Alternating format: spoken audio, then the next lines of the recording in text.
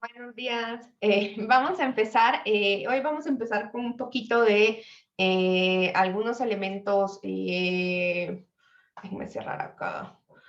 Algunos elementos ya más teóricos. En la clase pasada hicimos una pequeña introducción a los comandos. Entonces, antes de empezar a meter más variables a nuestros modelos, vamos a hablar un poquito de los modelos de regresión, ¿no? Entonces, primero es que si ustedes se imaginan, nosotros cuando pasamos en el proceso de inferencia, pasamos de estimadores o estadísticos hacia parámetros, ¿no? Entonces, y vamos a tener diferentes distribuciones. Si ustedes se fijaron, cuando nosotros hicimos los modelos estadísticos, básicamente lo que estamos haciendo es que esa información que nosotros teníamos sobre la recta de regresión, ¿no? Que nosotros la podemos hacer sobre la muestra, estamos haciendo unos estimadores que le vamos a llamar betas. Bueno, así los llaman también Woolrich, si ustedes por ahí tienen ganas de revisar el texto de Woolrich, y los parámetros son los que están en la población. Entonces, básicamente nosotros esa línea de puntitos que veíamos, vamos a establecer si esa línea de puntitos se mantiene en la población, ¿no? Entonces, nosotros siempre vamos a tener ciertos estimadores y ciertos parámetros y vamos a trabajar con ciertas distribuciones, ¿no? Entonces, si ustedes se acuerdan de sus clases de estadística, cuando teníamos medias, diferencias de medias e incluso el estadístico de la correlación que se llama RO, vamos a utilizar la Z o la T-student, ¿no? Para proporciones, nosotros utilizamos la distribución Z. Para varianzas usamos la chi cuadrado, que ahorita vamos a ver que algunas de nuestras hipótesis van a utilizar estadísticos chi cuadrado. Y cuando estamos comparando varianzas, usamos la distribución F, ¿no? Si ustedes se acuerdan, ¿no? La sesión pasada, nosotros cuando estábamos haciendo algunos modelos de regresión lineal, aparecía la F, ¿no? La F, sí, no. No es esa F, ¿no? Entonces, básicamente, si ustedes checan el texto de Cortés y Rubalcaba de estadísticas o estar a la moda, ¿no? En un modelo estadístico de regresión lo que tenemos es que hay una variable dependiente, ¿no? Y lo que nosotros tenemos y lo que vamos a analizar es alguna proposición teórica que propicia el empleo de esa herramienta. Entonces nosotros tenemos que decir, bueno, tengo una variable dependiente y están estas variables independientes, ¿no? Que se pueden explicar a través de ellas. Aquí me hizo falta ponerle independientes. Y nosotros lo que vamos a agregar es un factor aleatorio o no observables o error, que nosotros sabemos que existe porque nosotros tenemos una muestra, tenemos además una de las tantas muestras posibles. Vamos a tener hipótesis sobre las bondades de ajuste de nuestro modelo y vamos a establecer que esos coeficientes, por un lado, nos van a decir si esas variables son significativas para explicar mi variable dependiente, y además también me van a dar cuenta de la magnitud de la relación, ¿no? Esto va a ser más claro, sobre todo si nosotros tuviéramos que todas nuestras variables independientes estuvieran medidas igual, lo cual casi nunca pasa, ¿no? Pero es difícil comparar magnitudes de los coeficientes cuando, por ejemplo, ustedes tienen años de edad, años de escolaridad, tienen, o sea, vamos a tener que hacer cierto arreglo, y hoy vamos a hablar un poquito también de esos estimadores estandarizados. Bien. Entonces, los objetivos del análisis de regresión pueden ser dos, ¿no? Que tengamos una parte explicativa que nos permita comprender y ponderar los efectos de la variable independiente sobre la variable dependiente según algún modelo teórico particular, ¿no?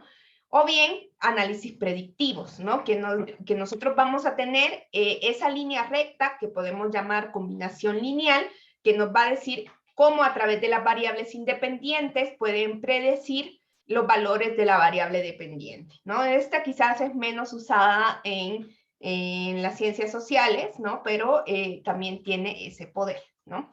Y bueno, ¿por qué le llamamos regresión? Más o menos desde el año 1300, ¿no? Se utiliza el término regressus, que significa retorno, ¿no? y se ha utilizado en diferentes campos con diferentes significados y es como la acción de regresar, ¿no? Entonces, la idea es que con la regresión nosotros volvemos de lo particular a lo general, del efecto a la causa y de lo condicionado a la condición, ¿no? Entonces, digamos que tiene un objetivo un poco distinto al resto de análisis, ¿no? No solamente tenemos modelos de regresión lineal, tenemos diferentes tipos de modelos de regresión. De acuerdo al número de predictores, nosotros vamos a decir que tenemos predictores simples y predictores múltiples, ¿no? Si solo tenemos una sola variable independiente, decimos que es un modelo de regresión simple. El modelo que nosotros ajustamos en la sesión pasada era un modelo de regresión lineal simple, porque solo estábamos prediciendo el ingreso a partir de los años de escolaridad. No estábamos incluyendo ninguna otra variable. Si nosotros incluimos más variables, eso se hace un modelo de regresión múltiple, ¿no? Y también los modelos de regresión van a asumir diferentes nombres de acuerdo al tipo de variables dependientes que nosotros tenemos. Si la variable es numérica, si la variable es categórica, si la variable es de conteo, así sucesivamente. Y también de acuerdo al método de ajuste. Por ejemplo, nosotros vamos a hablar ahorita en esta sesión sobre el método de mínimos cuadrados ordinarios, pero también existen otros métodos de ajuste como el de máxima verosimilitud, ¿no? Entonces, por ejemplo, para que ustedes vean, ¿no? Si nosotros tenemos un tipo de variable, si mi variable dependiente es continua, numérica, entonces el posible modelo o el modelo más básico que podemos hacer es un modelo lineal, que puede ser el modelo lineal generalizado. En el caso de que tengamos una variable dependiente de tipo conteo, lo que nosotros, que es como el conteo de eventos en un espacio determinado o en un momento determinado, como se define una variable de tipo Poisson, vamos a hacer un modelo de regresión de Poisson. Si nosotros tenemos una variable dependiente de tipo binaria, ¿no? Entonces vamos a hacer una regresión logística o Probit.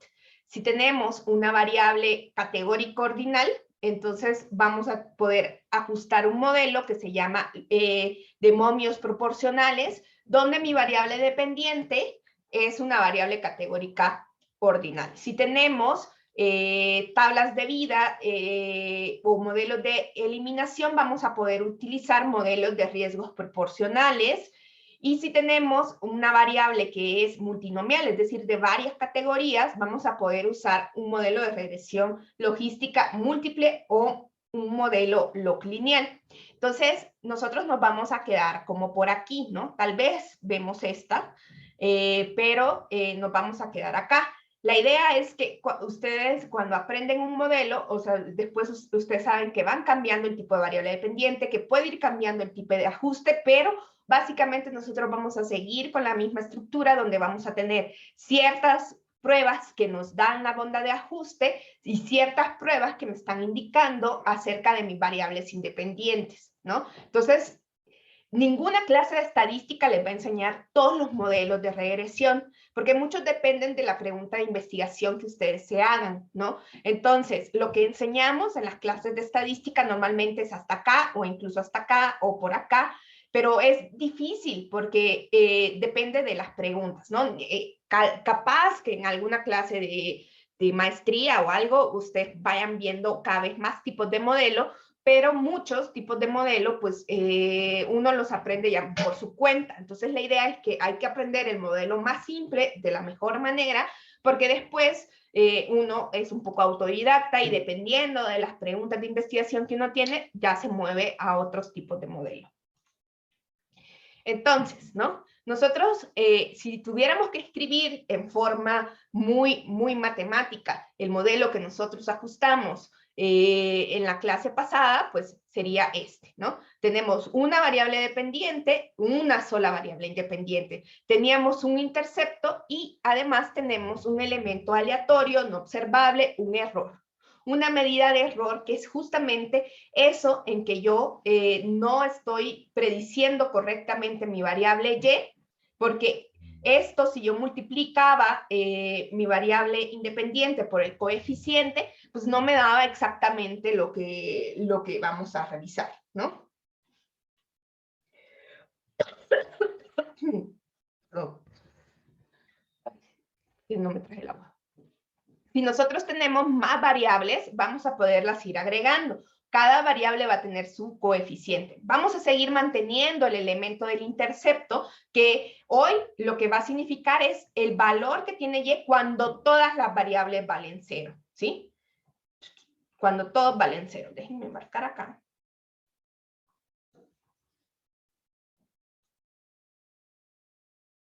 Cuando esto vale 0, entonces yo me quedo solamente con el valor del intercepto. Y si no incluyo esto, le voy a poner un gorrito, ¿no? Porque es el Y estimado por el modelo sin el error, ¿no? Bien, entonces, en Woolrich, por ejemplo, nos da esta tablita que a mí me gusta mucho, que nos habla de la terminología en la regresión lineal simple, ¿no? Para que cuando estén escribiendo los resultados puedan utilizar diferentes palabras, ¿no? Entonces, normalmente nosotros tenemos la variable dependiente y la variable independiente, que es como la más tradicional, la variable explicada y la explicativa, la variable de respuesta, la variable de control, la variable predicha y la variable predictora, o el regresando y el regresor. Este es como más raro, pero por si ustedes necesitan otra manera de decir las cosas. Bueno, nosotros vimos en la sesión pasada esa línea de mínimos cuadrados ordinarios.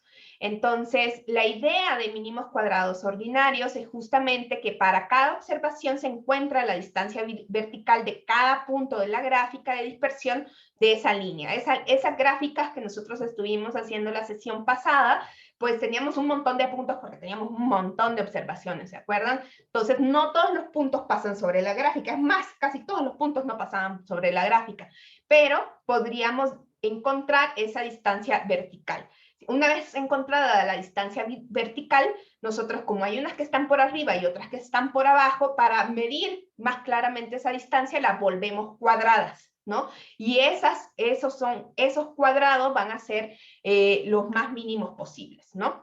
Si nosotros, por ejemplo, tenemos acá, ¿no? Entonces esto yo lo vuelvo un cuadradito. Por eso se llama cuadrado, literalmente es un cuadrado. Este va a ser un cuadrito chiquito, ¿no? Acá, este. Porque si yo solo mido estas distancias, se anularían estas distancias, ¿no? Entonces, si yo cuento todo el área, entonces lo que me va a hacer la línea de mínimos cuadrados es la línea que ajusta que esos cuadritos sean los más chiquitos posibles. O sea, literalmente, como se llama, ¿no? ¿Y cómo vamos a encontrar esos valores de nuestros estimadores, ¿no? Entonces, para una regresión simple, nosotros vamos a tener estas fórmulas que ahorita explicaré, ¿no? O sea, lo que nosotros tenemos es que si tenemos esta línea, que es como la que pasa en la muestra, nosotros queremos pasar de estos valores a los beta, ¿no? Que son de la población, ¿no? Y entonces nuestros estimadores, que van a tener los gorritos, o les podemos llamar Bs si ustedes quieren, pero estoy tratando de utilizar justamente la misma terminología de Woolrich para que no se me pierdan. Entonces, este valor justamente es una tasa de cambio, porque aquí me va a quedar en términos, acuérdense que la desviación estándar siempre está en términos de mi variable. Entonces aquí, por ejemplo, yo tenía pesos, ¿no? Y acá yo tenía años de escolaridad, ¿no? Entonces es una fracción, ¿no? Es un valor que está en esas unidades, por eso es una tasa de cambio. Y su magnitud va a depender tanto de la varianza que tienen mis variables, ¿no? Por eso, y del coeficiente de correlación que me mide la fuerza de esa relación lineal. En el caso del intercepto, nosotros lo podemos obtener simplemente como el valor promedio de mi variable dependiente menos el coeficiente por la media de mi variable X. Ahí está. Entonces, si ustedes se fijan, ¿no? Rho, yo les había dicho que que el coeficiente de correlación para encontrar cosas utilizábamos T. Para las medias nosotros encontramos T. Y por eso, cuando nosotros hacemos una prueba de hipótesis sobre los valores de los coeficientes, vamos a utilizar la distribución T, ¿no? Porque al final estos valores dependen de la media, ¿no? Entonces, nosotros podríamos pensar que hay un modelo determinístico que no tiene el error y un modelo probabilístico que va a incluir el error, ¿no? Entonces, el modelo probabilístico, nosotros decimos que tiene ese error, pero lo que sí sabemos es que el valor esperado de Y, que el valor esperado de Y, ustedes lo pueden ver como el valor medio de Y, justamente va a pasar por esa línea recta, ¿no? O sea, el valor promedio de Y pasa por esa línea recta, dado ciertos valores de X. La condición son los valores de X, ¿no? Entonces, nosotros vamos a tener aquí los puntitos, ¿no? Y esa línea recta, ¿no? Predice un valor de Y tomando en cuenta los valores de X, ¿no? Pero aquí van a haber valores que nosotros vamos a llamar residuales y nosotros vamos a pensar que esta línea es la línea de los valores ajustados, ¿no? Porque no son los valores reales de Y, sino que es el valor ajustado por el modelo. Si yo, esa línea recta, pasan todos los valores predichos de mi modelo por Y, ¿no? Entonces, y estos son los valores reales. Obviamente yo me voy equivocando, ¿no? O sea, no pasa literalmente todos los puntitos por esa línea recta. Nosotros lo veíamos, ¿no? En la sesión pasada, que no pasaban para nada por ahí, ¿no?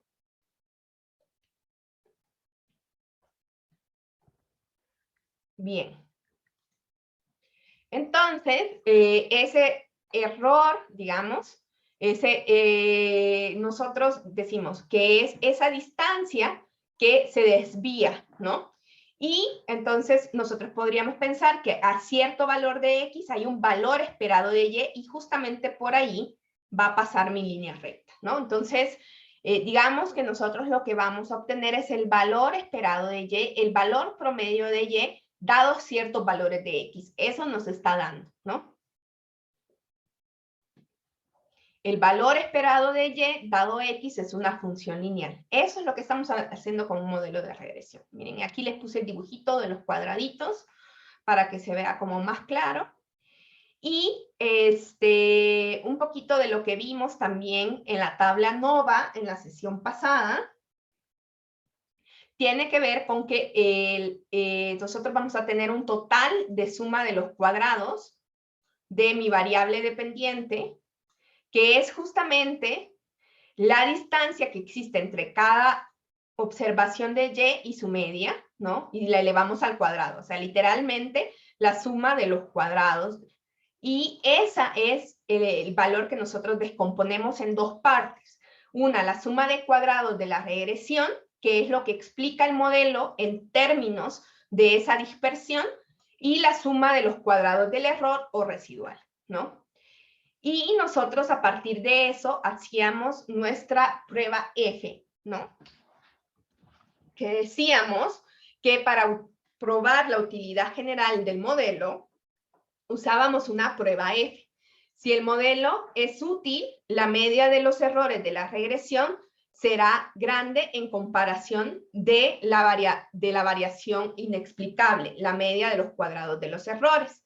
Entonces, lo que nosotros tenemos es que la varianza, hacemos una comparación de varianzas del modelo contra lo residual, y si ustedes no lo quieren escribir de esa manera, ustedes lo que pueden decir es que el test F lo que me está midiendo es la utilidad del modelo para predecir mi variable dependiente. Entonces, ustedes podrían simplemente escribirlo en manera no como con fórmulas, porque nosotros en la clase pasada dijimos, esto tiene que ser mayor que 1. Lo que nosotros podríamos decir es que el modelo es útil para predecir mi variable dependiente y la hipótesis alternativa es que el modelo no es, perdón, es al revés.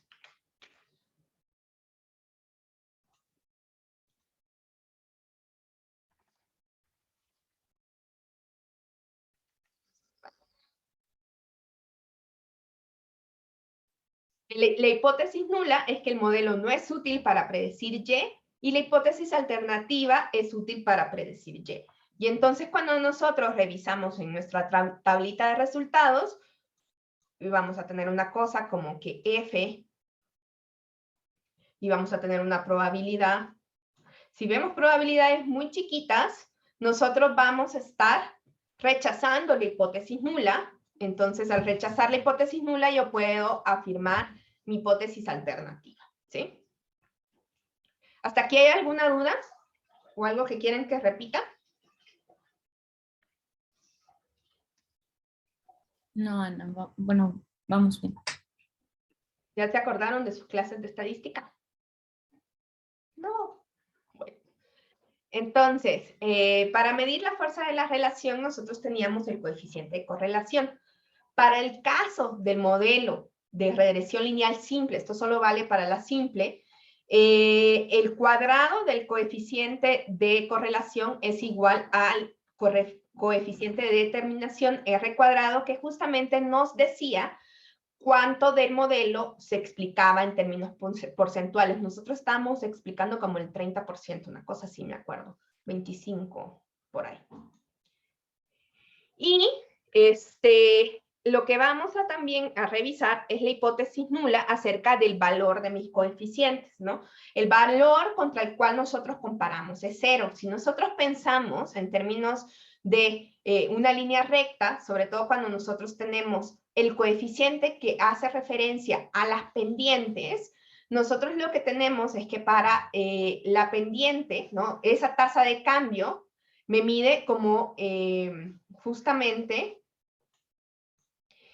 acá esta tasa de cambio me dice cuánto cambia. Aquí está Y. Entonces me dice, bueno, mire, si usted cambia X, ¿no? Si X pasa de aquí para acá, ¿cuánto cambia en Y? ¿No? Esa es lo que me está midiendo B. ¿Por qué comparamos contra 0? Si nosotros nos imaginamos una línea recta con una pendiente 0, es algo así, ¿no? Entonces, ese es un valor que nosotros no queremos, porque aquí a cualquier valor de X le corresponde el mismo valor de Y, o sea, no le hace nada, ¿no? Entonces, por eso, lo que queremos rechazar es que ese valor sea 0, ¿no? Porque ahí lo que nos está diciendo es que no importa los valores de mi variable independiente, Y no cambia, no le hace nada, ¿no? Entonces, por eso hacemos justamente estas pruebas con respecto a los valores de mis coeficientes. Hay una prueba con respecto al valor de la pendiente, pero esa no tiene que ver con el ajuste del modelo. Podemos tener, o sea, la pendiente sí puede valer 0, ¿no? O sea, ustedes imagínense en el modelo que estábamos ajustando, que alguien sin años de escolaridad podría ganar 0 pesos por hora, ¿no? Es un valor válido, ¿no? Entonces, esa no me está dando tanta información de la pendiente. El programa nos lo va a dar, pero digamos que no define si nuestro modelo es útil o no. La de la pendiente, la que sí nos va a importar es esta, ¿no? Entonces, nuestro estadístico de T, el que nosotros nos da, lo que tenemos es justamente el valor de nuestros coeficientes menos nuestro valor hipotético, que es 0, que es el que no queremos, entre el error estándar. Si estos valores son grandes, si nuestros estadísticos son grandes, lo que va a significar es que nosotros tenemos, miren, me sale bien fea aquí mi distribución normal. Lo que yo estoy diciendo es que aquí está el 0, ¿no? Y por aquí yo quiero que estén mis no, esto no lleva.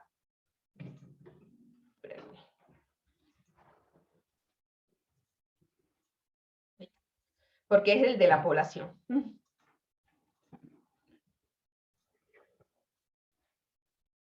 ¿Sí? O sea, yo quiero que mis coeficientes mis coeficientes estén lejos de ese valor 0, ¿no? Aquí, porque son los calculados. Entonces yo estoy diciendo, mire, si esto es verdadero, ¿no? Si esto es 0, ¿cuáles son las chances de que yo haya obtenido estos betas tan grandes, ¿no? Entonces, entre más grande sea el valor de T, lo que yo estoy diciendo que esto está a más errores estándar del 0 y por tanto es muy poco probable que este valor 0 sea verdadero, ¿no? Un poquito como en la lógica de todas las pruebas de hipótesis que vemos en estadística, ¿no? Entonces, yo voy a querer valores T muy grandes que van a estar asociados a valores P muy chiquitos, ¿no?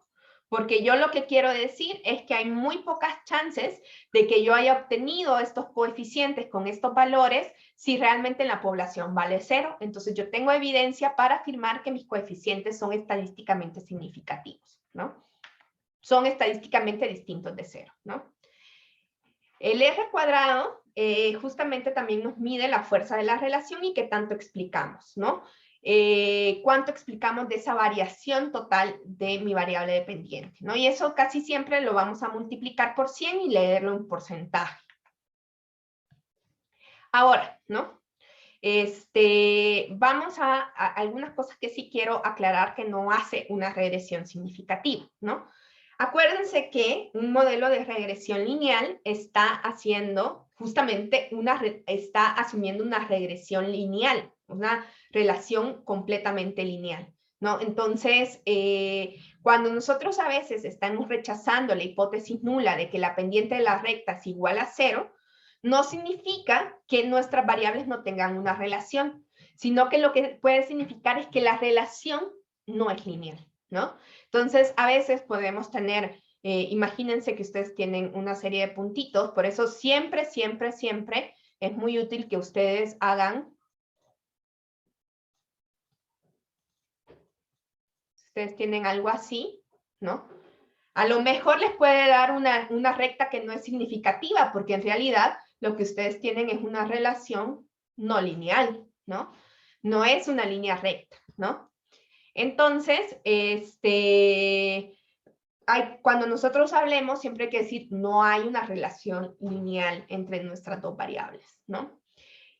¿Qué cosas podemos hacer nosotros para engañar al modelo? ¿Sí? Vamos a engañar al modelo en muchas ocasiones. Cuando transformamos nuestra variable, lo que estamos haciendo es engañar esta cajita que nosotros tenemos. Le estoy diciendo, mira, ya no vas a modelar, por ejemplo, cuando lo pasamos al logaritmo, ya no estábamos modelando la variable y, sino su logaritmo. Entonces, a veces estas transformaciones lo que está haciendo es que estamos engañando a esta cajita que le damos al programa, a esa relación lineal, y podemos ir incluyendo otros elementos que no son necesariamente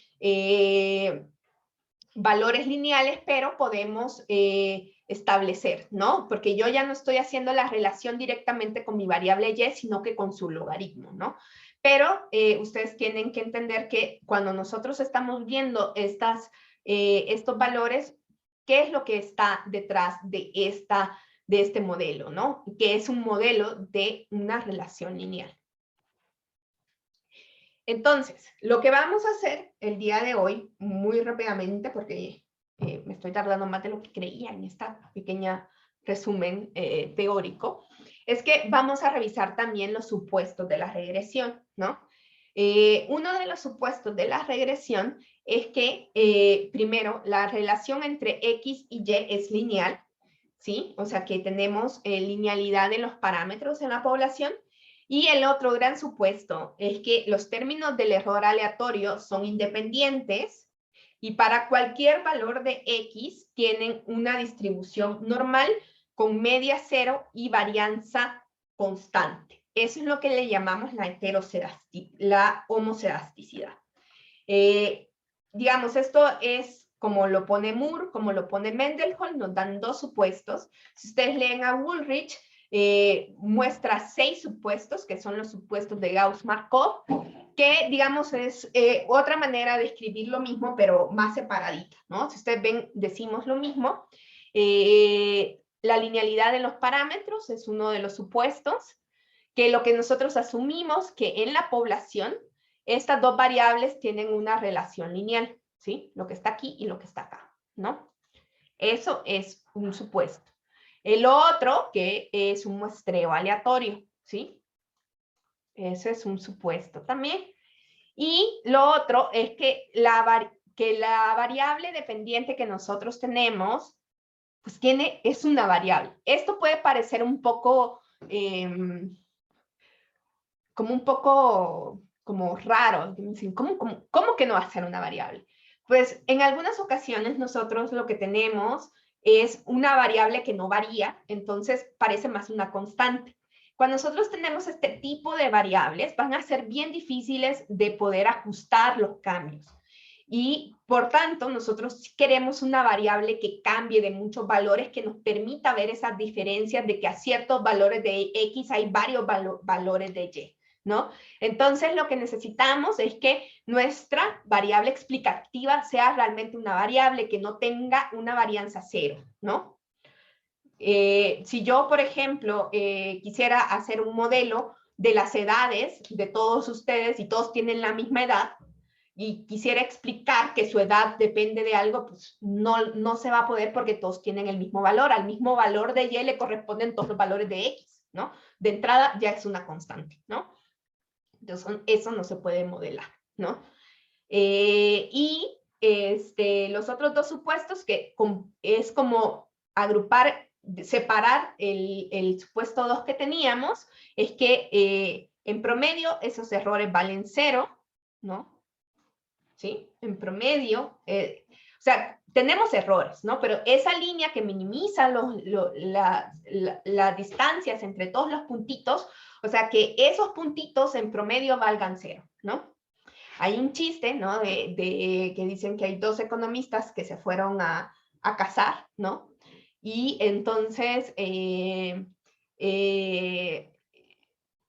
agarra uno, la escopeta, perdón, es un chiste que no es apto para personas que defiendan demasiado los derechos, y no sé cómo lo podríamos cambiar, pero bueno, se van a cazar y entonces pasa el pato, ¿no? Y entonces uno le tira, se equivoca a la derecha 10 metros, ¿no? Y el otro se equivoca a la izquierda 10 metros, y entonces saltan y se abrazan y dicen, le dimos, ¿no? Porque en promedio, pues la distancia fue 0, ¿no? Entonces, es un chiste muy, muy bobo, pero esa es la lógica, ¿no? Que nosotros no estamos prediciendo cada una de las observaciones, pero en promedio sí estamos diciendo que pasa por ahí, ¿no?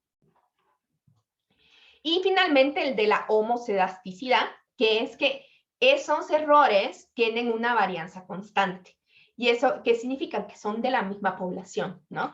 Entonces, eso lo vamos a ver nosotros gráficamente. Y hay que tener unas precauciones, ¿no?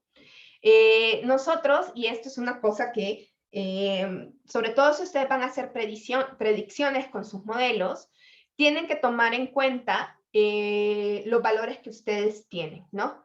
Por ejemplo, ¿no? Si ustedes están modelando, qué sé yo, aquí tengo los salarios y los años de escolaridad como nosotros lo habíamos hecho, pero en la población que yo estoy estudiando específicamente, nadie tiene más de 10 años de escolaridad. O sea, yo vi hasta acá, ¿no? En mi población, supónganse, ¿no? Entonces, si yo veo hasta acá en mi población, ¿no?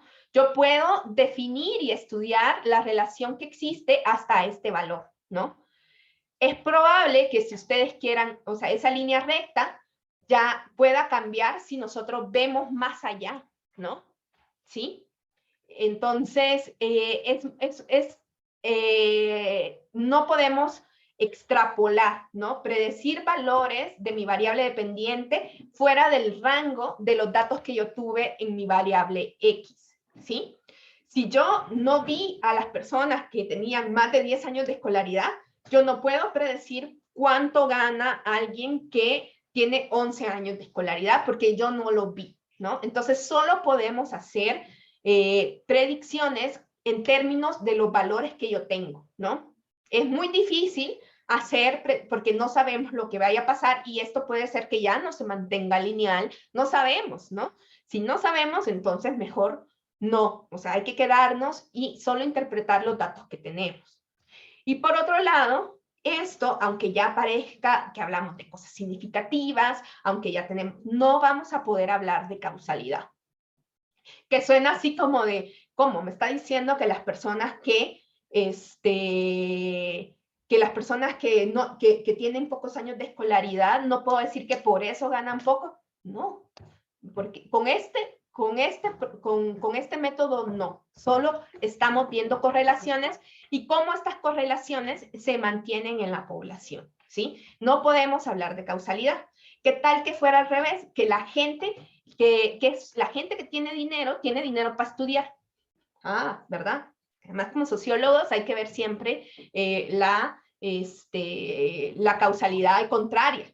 Lo que sí es que nosotros podemos apoyarnos en la teoría, ¿no? La teoría nos está diciendo, hay modelos económicos, por ejemplo, la ecuación de Mincer y no sé qué, que nos dan explicaciones causales a lo que estamos viendo. Y nosotros podemos apoyarnos de eso, de que estamos aportando evidencia a ese modelo teórico, pero no podemos nosotros decir per se que hay causalidad. ¿Por qué? Porque además, sobre todo si solo tenemos una variable, podemos tener que hay otras variables que están pues modificando esa relación, ¿no?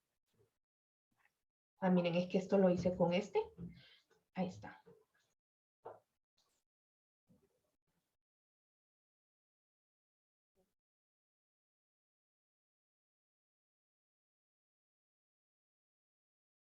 No me borra. Ana, y lo de los datos ajustados es lo que mencionabas de transformarlo a logaritmo, por ejemplo, para que sea... No, los datos, o sea, que digamos, aquí a lo que me refiero es que yo tengo ciertos valores de Y y de X, ¿no? Si yo no vi, o sea, como aquí me va a dar a mí una línea recta, matemáticamente se va a ajustar, ¿no? Entonces, pero yo a lo mejor solo tengo estos valores de X, ¿no? Entonces, por más que la línea matemáticamente exista, yo no la quiero usar, ¿no? O sea, porque en realidad no vi esos datos, o sea, no sé qué valores de X pueden pasar por acá. O sea, el valor me va a dar la recta, ¿no? Y la recta la puedo llevar a todos los valores de X, ¿no? Incluso a valores negativos que quizás no tengan sentido. O sea, digamos, la línea recta está ahí y yo podría predecir los valores de Y a partir de los valores que yo he ajustado, ¿no? Entonces, yo aquí estoy diciendo, esta es la Y ajustada por mi modelo, ¿no? Entonces, yo le voy dando, alimento los valores de X, lo multiplico por su coeficiente, le sumo la pendiente y tengo un valor específico de Y, ¿no? Claro, entonces eso a mí me está diciendo, ¿no? ¿Dónde pasa? Pero eso, ¿no? O sea, yo aquí estoy diciendo, a tantos años de escolaridad hay tanto salario, ¿no? Y a tantos años de escolaridad hay tanto salario. Pero si yo en mi población nunca vi a las personas que tenían más de 10 años de escolaridad, o sea, matemáticamente yo podría poner el 11 ahí, ¿no? Pero no lo debo de hacer porque no lo vi. Realmente no sé si esa línea recta se mantiene para valores que yo no he visto. Claro. Sí, gracias. Que a veces pues la gente sí los quiere hacer, ¿no? Hay que ser como muy cuidadosos y decir claramente, mire, este es un gran supuesto porque no lo vimos, ¿no? O sea, podríamos intuir que si la relación se mantuviera, sería ese valor, pero en general no lo hacemos. Por eso es, imagínense que es un poco como de que ustedes me dicen, ah, miren, es que ajusté este modelo para los datos de Estados Unidos, ¿no? Y con eso quisieran predecir los datos de México. No, pues no, ¿verdad? O sea, no, es más o menos como eso, ¿no? Y bien, ¿no? Lo que nosotros hicimos en la clase pasada fue transformar, ¿no? Entonces, a mí me gusta mucho este cuadrito que nos pone Woolrich porque a veces vamos a transformar y podemos, ¿cómo vamos a interpretar esos coeficientes que se nos presentan, ¿no? Si no hacemos ninguna transformación, nosotros vamos a interpretar ese coeficiente beta así nomás, ¿no? Un cambio de los cambios de X, este triangulito de acá se llama delta, que tiene que ver con un cambio, ¿no? Entonces, ¿cuánto cambió X? ¿Cuánto cambia Y? Normalmente, para hacerlo más fácil, decimos, por cada unidad que cambia X, ¿cuánto cambia Y? Eso va a significar el beta, ¿no? Cuando nosotros transformamos la variable independiente, nada más, la independiente, lo que vamos a decir es por un cambio proporcional, digamos, del 100% de X, ¿cuánto cambia Y? ¿No? Vamos a dividir este beta entre un 100% para hablarlo como, como el cambio en Y, ¿no? Esta es menos común, entonces casi no la hacemos. Pero esta la hacemos muy seguido, ¿no? Porque transformamos nuestra variable Y para que tenga una forma más normal y lo que hacemos es que a un cambio de X, ¿no? Lo leemos como el cambio porcentual en Y. Multiplicamos el beta por 100 y entonces decimos que por cada unidad de X, ¿no? Y va a cambiar el beta 100% a nivel porcentual. Hay otra transformación también bastante importante, que es que hacemos las transformaciones en ambas variables. En términos de los economistas es un poco más común este tipo de transformaciones porque esto se traslada directamente a lo que en economía consideramos la elasticidad, ¿no? Que son un cambio porcentual por un cambio porcentual, ¿no? Básicamente es eso, ¿no? Entonces, un cambio porcentual de X, ¿cuánto genera en un cambio porcentual de Y? ¿Sí? Entonces, logaritmo sobre logaritmo se lee como cambios porcentuales en ambas variables. Entonces, es muy útil.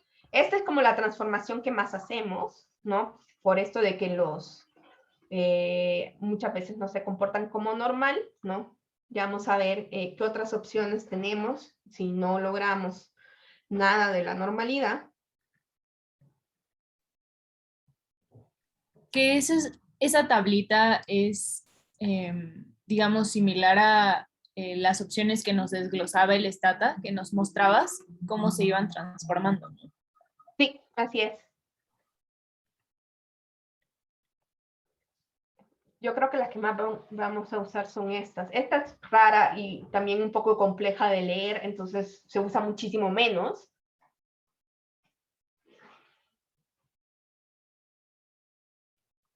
Pero estas se usan más.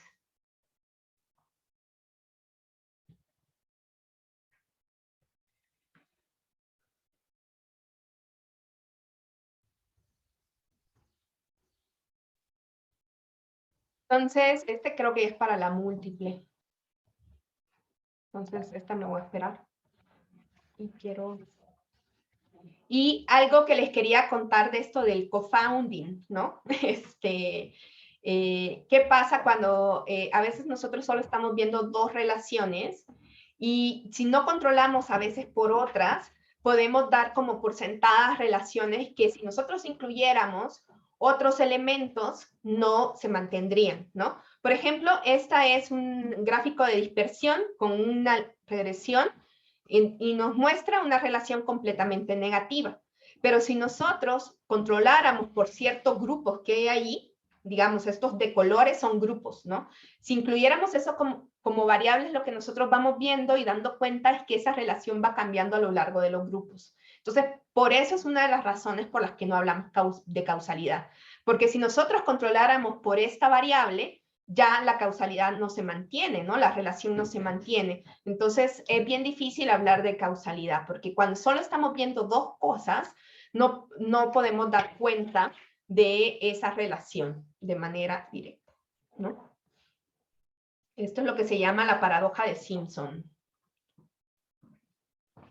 que es muy común y aquí como que es muy visual, ¿no? Como que dice, no, bueno, si ya lo veo por grupos, esa relación no se mantiene, ¿no? Entonces, esa es la paradoja de Simpson. Vemos en el conjunto una relación, pero cuando ya la analizamos en grupos, vemos que no se mantiene, ¿no? Para nada, ¿no? Si ustedes ven algunas sí, ¿no? Algunas sí, pero otras tienen hasta el sentido completamente contrario. Ahí está. Bien. Entonces, déjenme... es que hoy tengo que borrar mi stata. Espérense. Y, pues sí. Porque tengo otra, ¿no? Entonces vamos a abrir nuestra base de datos. Es más, creo que vamos a usar el mismo do file. Vamos a correrlo de nuevo porque quiero que vayamos revisando qué podemos hacer, cómo podemos ver esos errores, cómo podemos establecer esos errores, ¿no? Entonces voy a abrir mi archivo de do file. Perdón que hoy se ve diferente porque hoy estoy en Mac. Entonces, perdón. Y voy a abrir el do file de nuestra sesión pasada.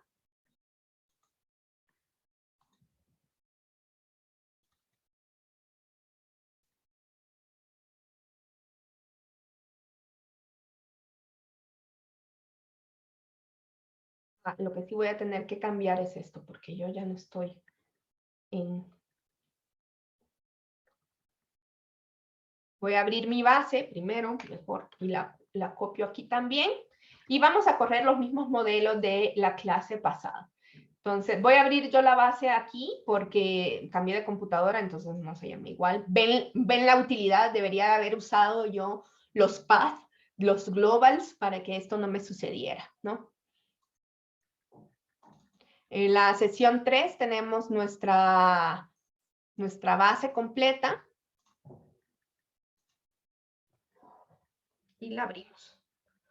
A mí se me va a tardar un ratito porque la está descargando el Google Drive.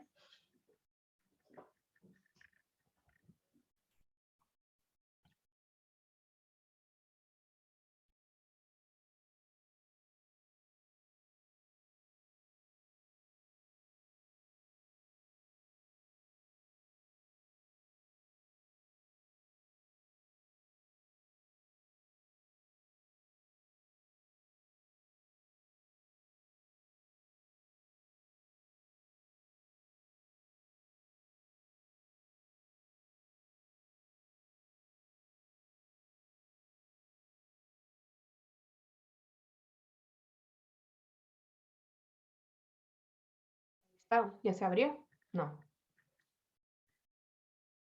No.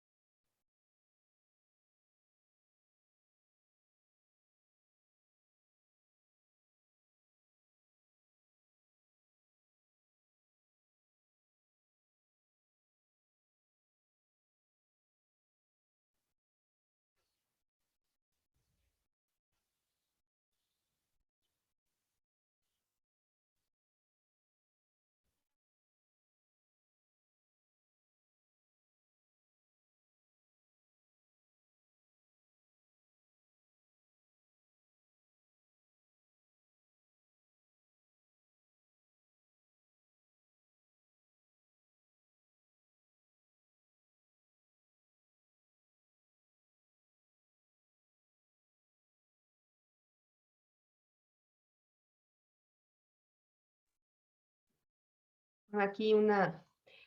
no sé si tienen dudas en lo que se me carga la basecita.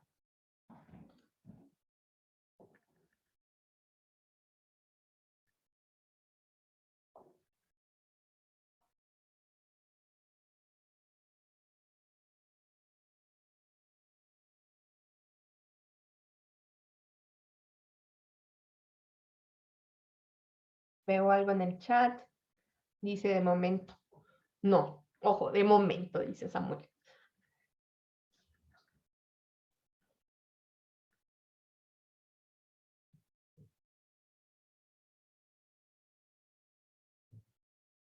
Entonces, lo importante cuando nosotros tenemos modelos estadísticos es que nosotros vamos a necesitar también considerar los supuestos, ¿sí? Siempre hay que decir, bueno, ¿qué tanto cumplo en mis supuestos? ¿No? Eso es súper importante. Hoy sí ya. Voy a guardar esto como el do-file 7. Y acá voy a... Miren, este cambia un poquito. ¡Ay, no! Lo volví a cargar. Quería copiar esto. Es que funciona un poquito diferente.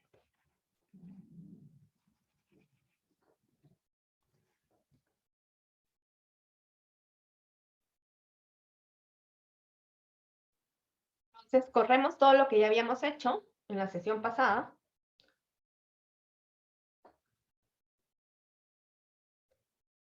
Y hoy lo que vamos a hablar es justamente de esa posestimación.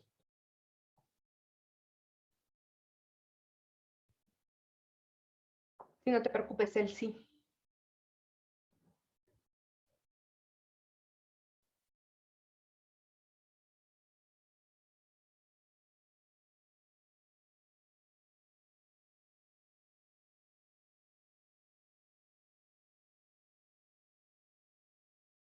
¿Me avisan cuando ya tengan corrido todo?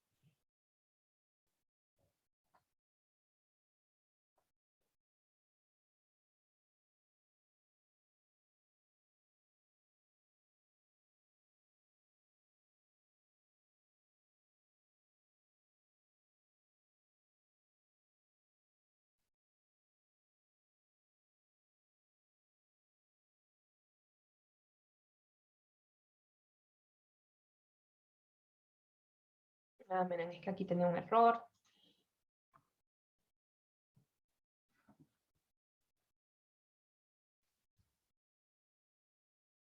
Ya tenemos nuestros modelos, ¿no? Entonces, ya teníamos nuestra variable hecha como con logaritmos, ¿no? Teníamos nuestros grafiquitos, ahí está, ¿no? Y lo que no habíamos hecho y que hoy vamos a hacer es ver cómo cambia ese grafiquito, el gráfico de dispersión, pero con nuestro logaritmo.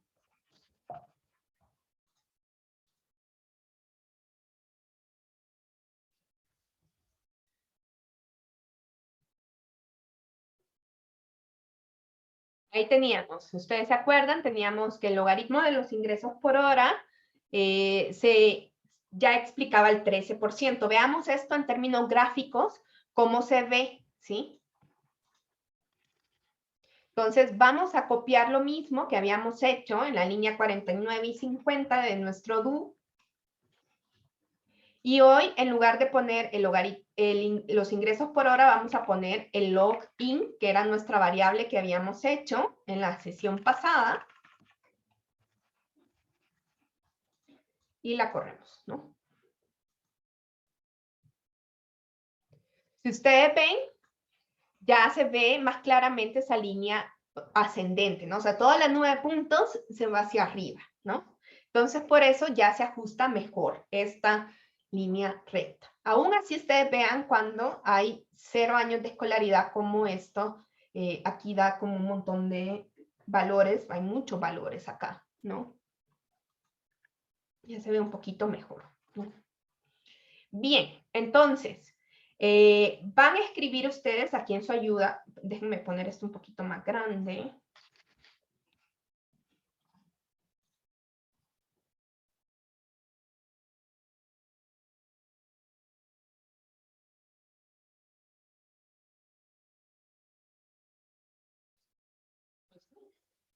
Voy a poner un help, regress, y vamos a ver cómo funciona este comando, ¿no? Hay varias cosas que nosotros no hemos usado, pero básicamente la lógica es que nosotros vamos a poner el comando regress, incluso podemos escribir creo que solo rec, y vamos a poner mi variable, la dependiente y la independiente, ¿no? Si nosotros queremos hacer alguna transformación, la vamos a tener que hacer a mano. Esto es un poco diferente en R, porque en R sí vamos a poder hacer las transformaciones ahí directamente. Pero si ustedes ven, acá nos dice que podemos suprimir la constante, que yo no se los recomiendo porque le genera colinealidad. Aquí hay algo que tiene que ver con la matriz de varianza-covarianza, que ya vamos a hablar de eso. Normalmente, ustedes ven aquí hay una cosa que dice OLS, que significa eso que estábamos hablando, que estamos haciendo una estimación por mínimos cuadrados ajustados, mínimos cuadrados ordinarios. OLS significa, lo voy a escribir acá en texto,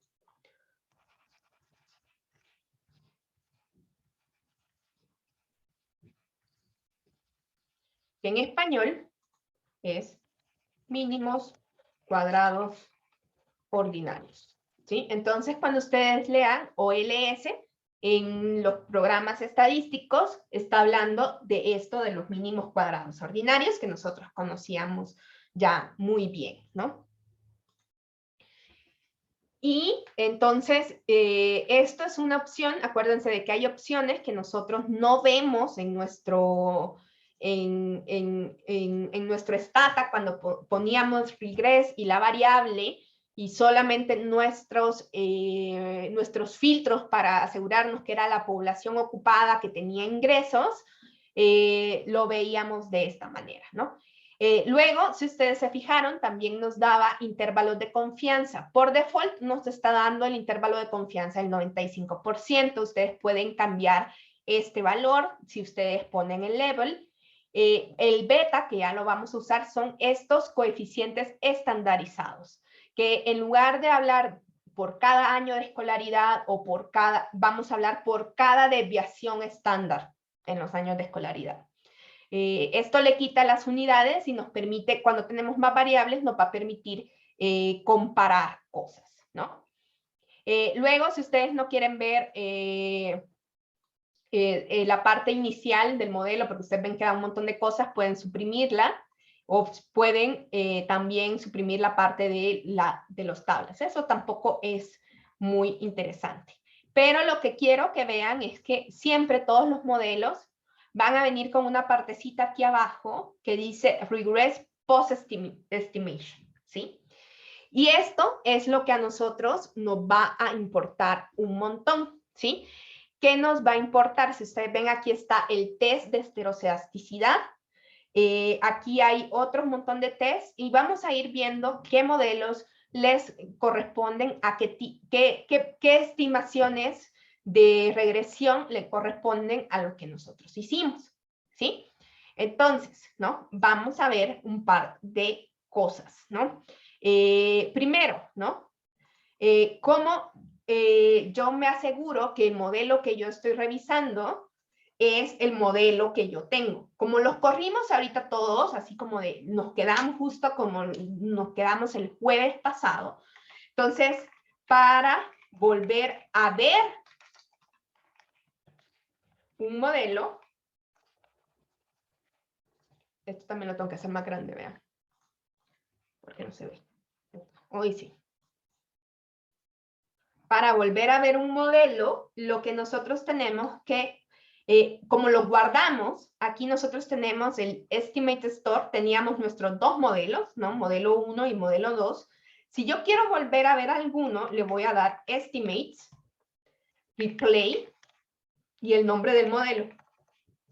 No tengo que volverlo a correr. Y esto es muy útil cuando nosotros estamos haciendo modelos que nos tardan demasiado, ¿no? Entonces, si yo quiero volver a ver el modelo 1, le digo Estimates Replay modelo 1 y me vuelve a mostrar la misma tabla, ¿no? Que nosotros ya habíamos visto en la sesión pasada. Ahí está, ¿no? Estimates Replay modelo 1, ¿no?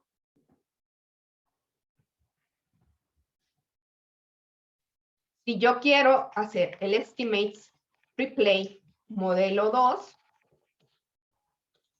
me va a mostrar el modelo 2.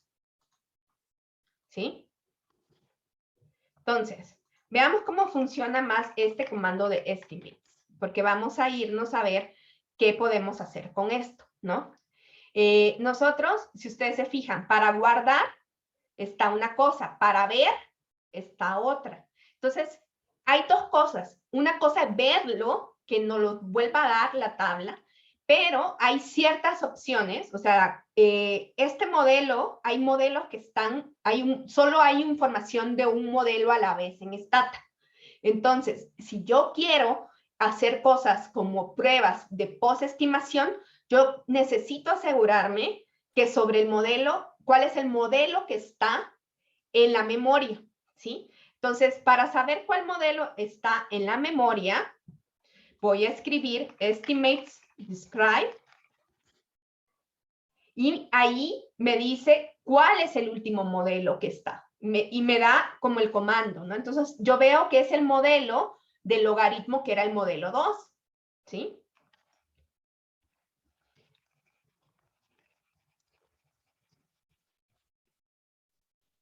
Entonces, es bien importante, sobre todo cuando estamos ajustando varios modelos, saber cuál es el modelo que está en la memoria. ¿Sí, Iván? Es que a mí me parece, me parecieron como varios errores en el do file y me sale un tab que no se reconoce. Es un paquete, ¿no? Ah, sí. Necesitas instalar. Como lo habíamos instalado en sesiones pasadas, el comando start. Sí, sí, es cierto. Gracias. A mí me va a decir que ya lo tengo instalado, entonces, si no le pones replace. Voy a poner esto acá.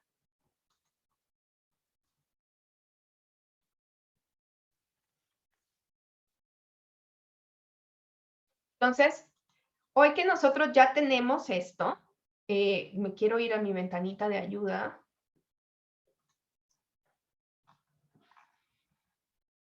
Si ustedes ven, también podemos hacer predicciones, ¿sí? Chan, chan, chan. Vamos a poder predecir los valores de la predicción lineal. O sea, este va a ser mi... Una vez que yo ya sé cuál es el modelo, cuando yo ocupe estos comandos de post-estimación, lo va a hacer sobre ese modelo, ¿no? Entonces, si ustedes quieren cambiar el modelo, ahorita vamos a predecir los Y-gorritos, los residuales, para ver si esos residuales, cómo se comportan, y vamos a hacer un test de heteroceasticidad, que obviamente nos va a dar que tenemos heteroceasticidad, ¿no? Si ustedes quieren cambiar el modelo que está, por eso es muy útil guardar los modelos. Si yo quiero, por ejemplo, si no quisiera trabajar con el modelo 2, sino voy a poner modelo 1, le pongo el nombre de la estimación. Por eso cada vez que corro un modelo, lo guardo la estimación, ¿sí? Porque entonces esto a mí me va a permitir restaurar. Si yo quiero usar cualquier modelo, necesito decirle a Stat, tráete a la memoria los resultados de ese modelo. O sea, nosotros podemos hacer un montón de modelos. A mí una vez incluso me dijo que ya no podía tener más modelos guardados de Stata, pero fue hace mucho tiempo en un Stata más viejito. Pero imagínense, así que me dijo, no, ya no puedes guardar más modelos. Y yo, ¿cómo? No sean atascados. Me dijo, no seas atascada, me dijo Stata. Y yo, bueno, está bien, voy a borrar un par de modelos.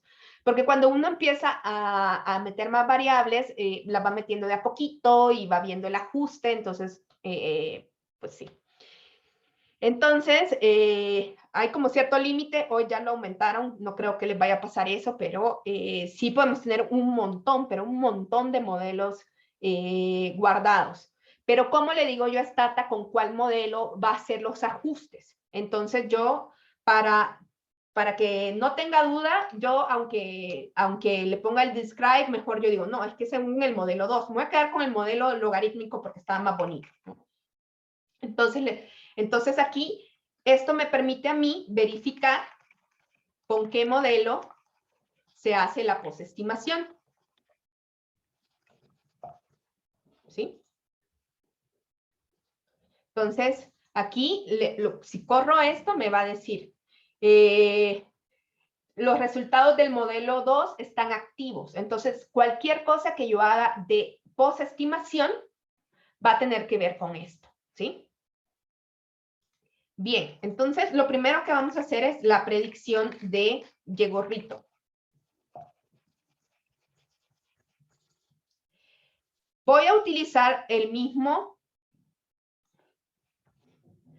En la predicción yo podría no ponerle filtro e igual va a ser una predicción, pero ahí estaríamos cayendo en el problema que estábamos hablando justito antes, en esta sesión donde decíamos, bueno, pero usted está prediciendo con valores que no vio, ¿no? Entonces, yo siempre hago las predicciones con el mismo filtro que utilicé. Lo que va a hacer es que para cada renglón va a revisar el valor del coeficiente de años de escolaridad, lo va a multiplicar y me va a predecir un valor del logaritmo del ingreso, ¿sí? Entonces, lo que yo le voy a decir es predict, ¿sí?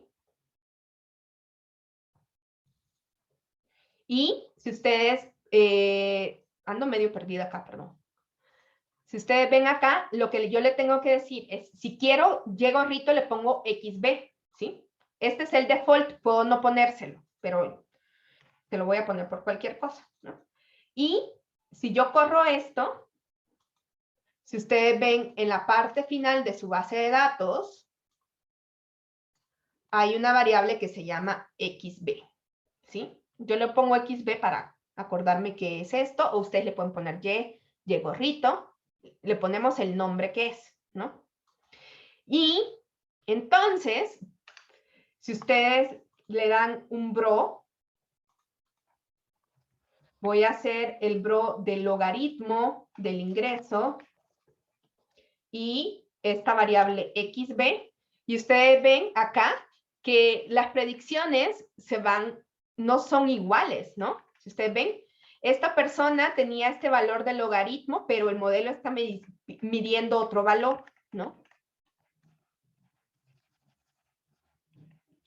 No coinciden, ¿no? Entonces, esa distancia entre mi Y verdadera, la Y con la que yo alimenté a mi modelo, y lo que estoy prediciendo, que es justamente el valor de los años de escolaridad multiplicados por 0.06592, esto lo hizo para cada uno de los renglones, esos son mis errores, ¿sí? Entonces, yo puedo hacer mis errores, ¿no? Y error va a ser igual, voy a generar una variable que se llame error, va a ser igual al logaritmo de los ingresos menos mi variable XB, que es mi predicción, ¿no? Ahí está, ¿no? Entonces, voy a hacer un bro de mi logaritmo de los ingresos y de mi XB y de mi error.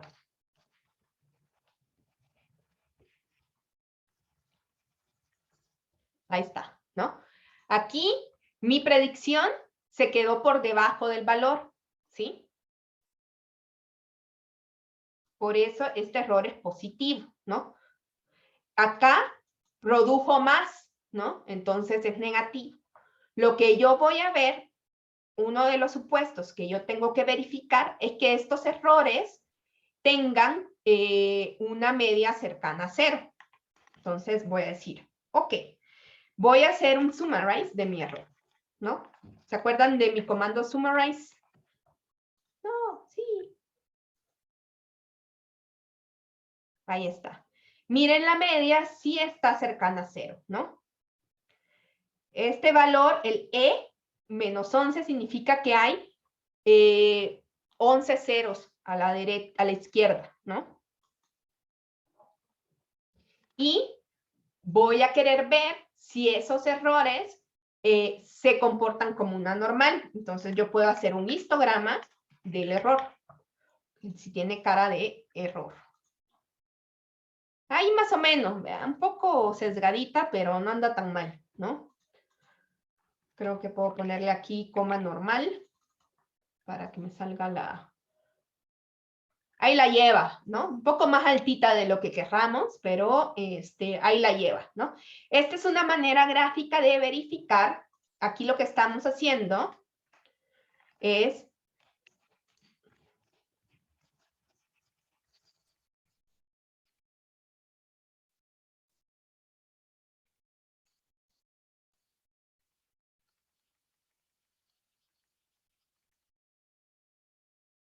Ahora me van a decir, claro que también podemos usar el escatest, ¿no?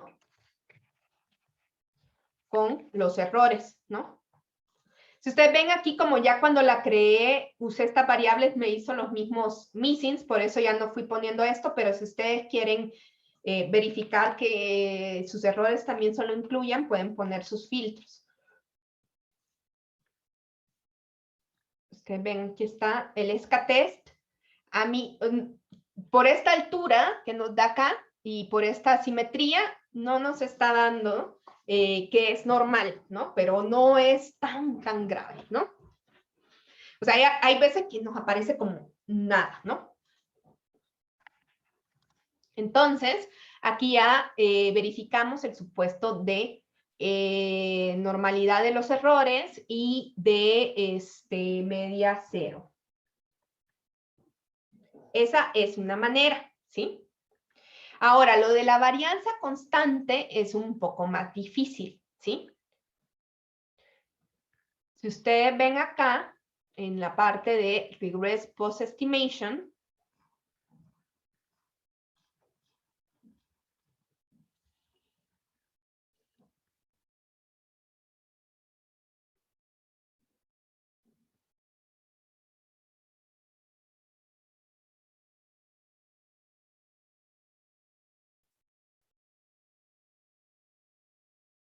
vamos a ver que aquí hay un test de la homocedasticidad. Se escribe de esta manera. Es que yo nunca le pongo el extracto.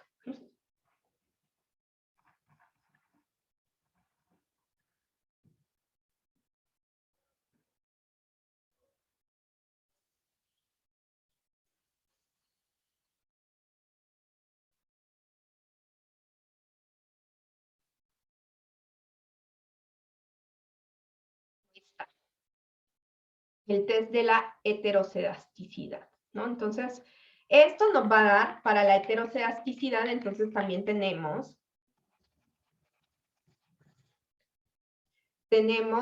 que podemos hacer el STAT test, ¿no? Ahí está. Este es un test de Bruch-Pagan, que entonces lo que nos está diciendo es que la hipótesis nula es que los errores son normales, ¿no? Digo que hay una varianza constante, y entonces acá no rechazamos la hipótesis nula. Al no rechazar la hipótesis nula, nosotros estamos confirmando la heterocedasticidad, ¿sí? Si ustedes ven aquí, la probabilidad de 0.23, ¿no?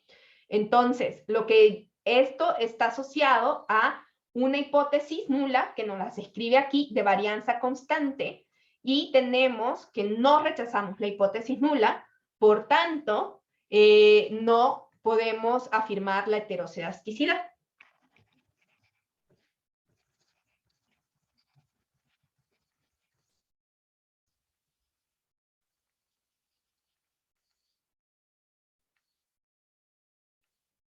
Perdón, era no rechazamos.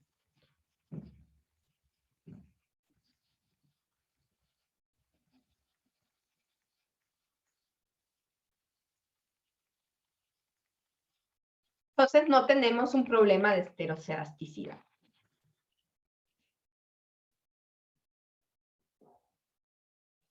Esto también, ¿cómo se puede ver? Nosotros podemos hacer un scatter plot de mis errores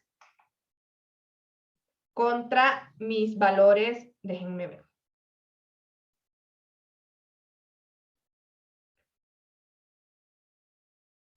Es que siempre me equivoco que va en la X y que va en la Y.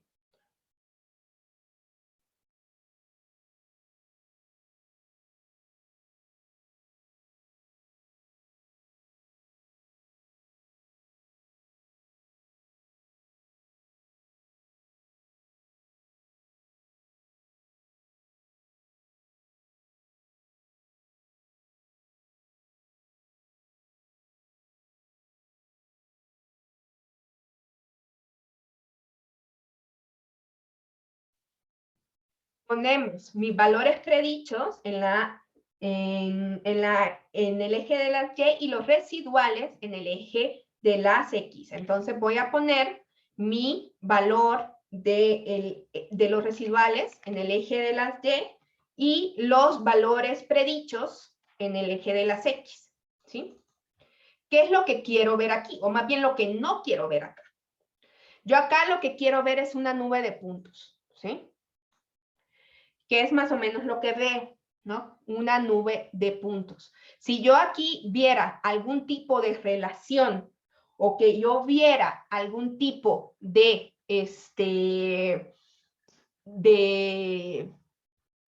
grupos, ahí yo tendría un problema de heterocedasticidad.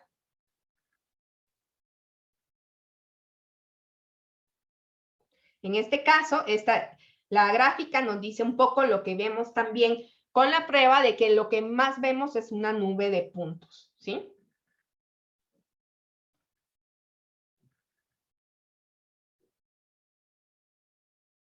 Les quiero mostrar algunos gráficos de heterocedasticidad.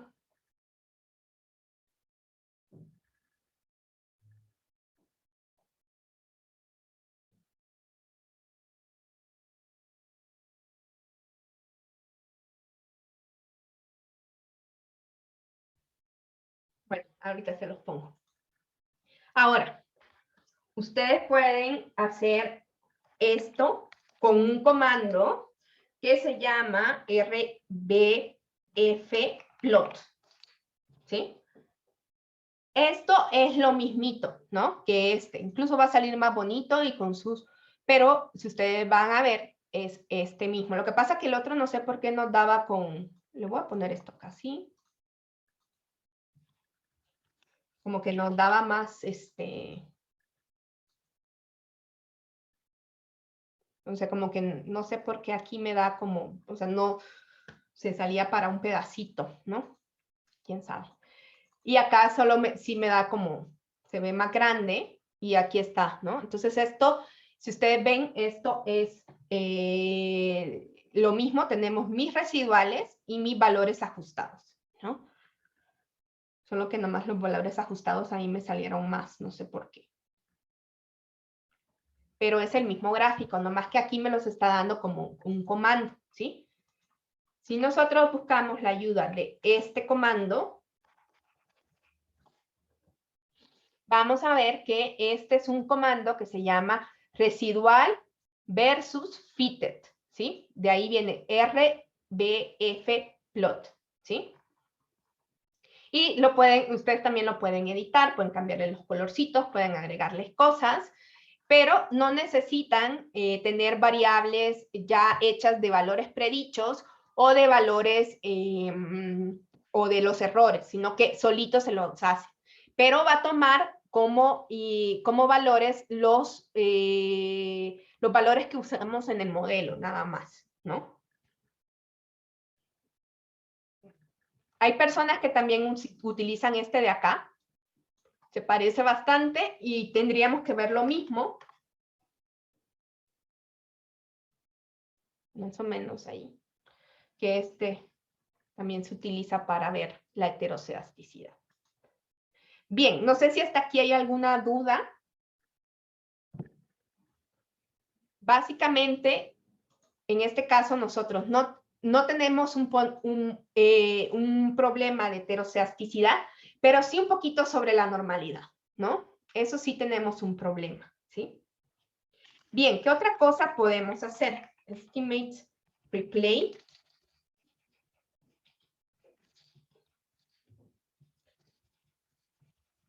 Si escribo la palabra beta, me va a dar el coeficiente estandarizado, ¿sí?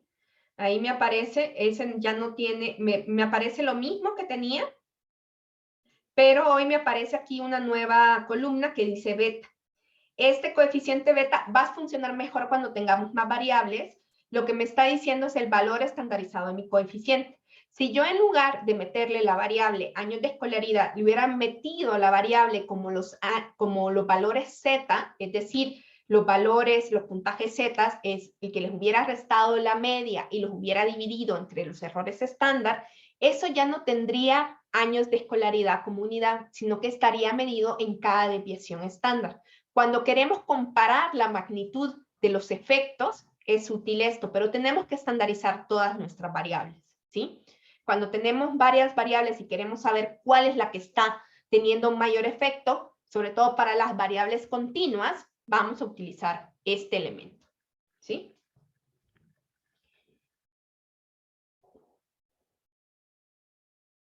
Bien. ¿Qué otra cosa nos queda por hacer? Ya hicimos básicamente tendríamos que comprobar la normalidad de los errores, que está muy relacionada con la normalidad de la variable dependiente, y la heterocedasticidad, ¿no? Podríamos también hacer alguna prueba de hipótesis acerca de la correlación para verificar la igualdad de la linealidad de los parámetros en la población. Eso se puede hacer con un PW test.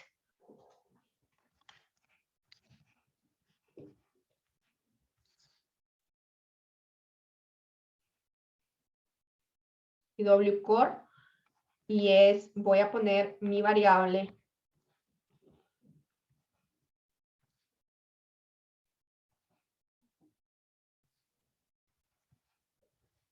voy a poner mis filtros, pero esta vez la asumimos como algo teórico, ¿sí? El supuesto de linealidad en los parámetros. Y creo que aquí le puedo poner star.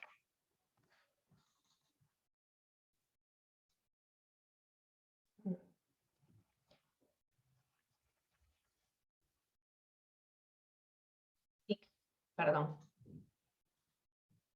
Aquí le pongo, no es star, es sig de significancia y me hace una prueba de hipótesis donde este es el valor P de esta correlación que estoy viendo, ¿sí? Entonces, es el valor P de esta, ¿qué es lo que me está dando acá?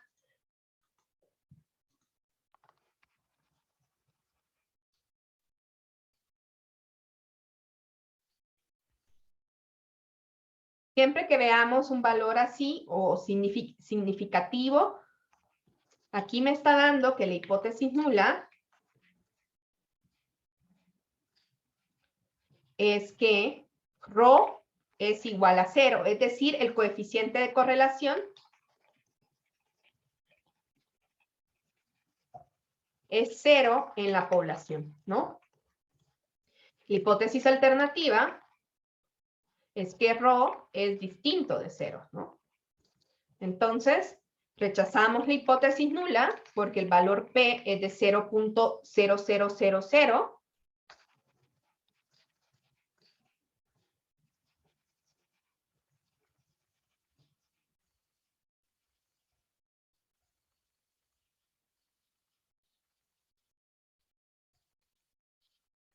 Aunque como les digo, este supuesto a veces no se establece porque en realidad lo asumimos, ¿no? ¿Hay alguna duda hasta acá sobre la verificación de supuestos para el modelo de regresión simple? Ya en la próxima sesión vamos a hablar del modelo de regresión múltiple. Vamos a ir metiendo otro tipo de variables y vamos a ir viendo cómo cambian, cómo interpretamos los coeficientes y cómo vamos verificando que nuestro modelo va mejorando o no mejorando cuando vamos introduciendo más variables. ¿No? ¿No hay dudas?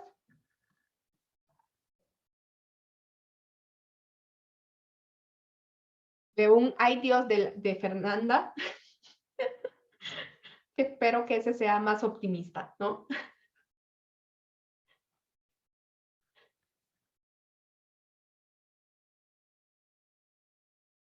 Ahí está. Entonces, corremos nuestros modelos, ¿no? Corremos el modelo. Luego tenemos que verificar los supuestos, ¿no? Ya vamos a ver qué podemos hacer cuando no se verifican algunos de los supuestos, ¿sí? Listo, chicos. Entonces, nos vemos el próximo jueves, ¿sí? Jueves 7. ¿Sí, verdad? Jueves 7. Cualquier cosa, si ahorita no les aparece la duda, sino que la tienen después, ahí me escriben un correíto, ¿sí? Listo. Bye. Vale, gracias, Ana. Bye.